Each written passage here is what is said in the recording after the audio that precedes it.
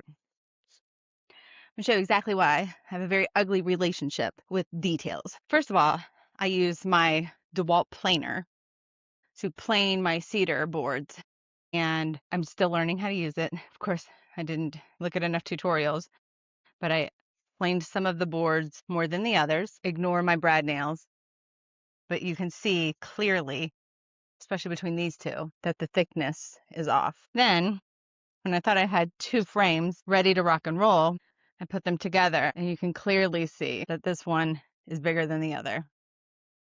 So now I have 2.5. I think that's all I have of these incomplete box frames. Could have 3.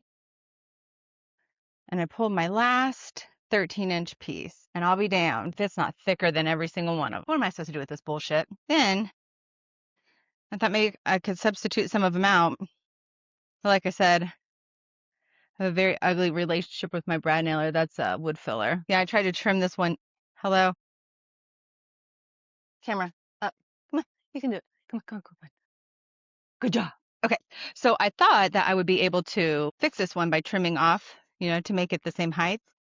And then for one of the brad nails that I actually got in properly, I cut it with my table saw. What a hot mess. I mean, they're just fence pickets. They're not expensive. They're like $3.80. They're under $4 a picket where I live. But why can't I get this shit right? Dust everywhere. I hate dust for a woodworker. You know what I mean? So I'm frustrated, guys. Let's be frustrated.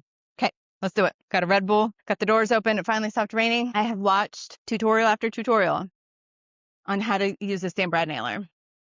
So one thing I did do, and that I learned from another maker when I was making, I made a swinging daybed swing. So it has a twin size mattress and it swings. You hang it under your like pergola or your porch. But one thing that she did in that project that I really appreciated was she masked her imperfections. So where this one looks really ugly, especially on the inside, look where my brad nails blew through. If you look, I layered a thin outline around the outside, and I'll put a top on it. So all you'll see is this. So this one has hope. It's not beautiful, but like I said, these don't have to be beautiful, but they've got to line up. You can't make a square if your boards aren't straight. So let's play with the brad nailer and see what happens. See how pissed off I get before we have to call this a day. This will go on my bloopers reel or something fantastic. Here's another set that I messed up. And I can't use these because the cedar doesn't have, if I'm making them and donating them. It's really just a bunch of scrap pieces. What to do? I think I'm just gonna wing it. All right, let's see. I have the square one that we talked about earlier and the rectangle one. So since this wood was thicker, and I'm not sure why some of these fence pickets are thicker than others. It doesn't even look like cedar. What the hell did I use? What did I get? Doesn't smell like cedar. Doesn't look like cedar. If she don't smell like it, folks, and she don't talk like it, then I reckon she's not it. It just won't have a very big cap. It looks funny. Should have called this the Picket Workshop. Oh, yeah, this rectangle one is a lost cause unless I completely cut new wood. So we're gonna put this aside. I'll put this up here in the don't give up on me yet pile. Let's work on this big beech. Her tops are still drying. I'm kind of bored with this project. I'm feeling kind of humdrum, kind of stuck about it. So I'm not sure what I want to do. What do you guys want to build next? I kind of feel like this was a project that was already going. And so you didn't get to see me really from start to finish, from taking my boards to the planer, coming in, cutting the 13-inch and the 10-inch and the 5-inch and the tops, and trying to figure out how to use my hole saw without breaking my wrist and all that fun jazz. So I think that I might stop recording this project for now, get this wrapped up, get it cleaned up. And I think I'm going to make my bestie a raised garden bed planter. It's a fence picket project. It's nothing spectacular, nothing difficult. Well, depends on if I'm using my brad nailer. I don't know.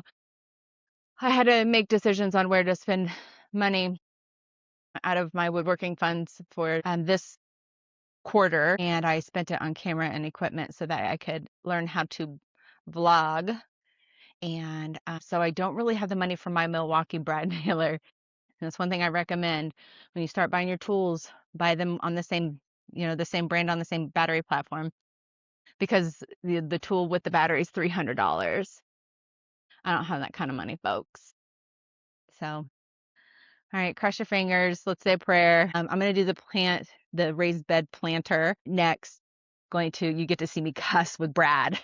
Brad is a bitch. He's heavy. He hurts me. He doesn't shoot straight. He's got bad aim. And so me and Brad don't get along very well. When I get my new brad nailer, I can sell this one and get some money out of this to compensate, for paying for that new one.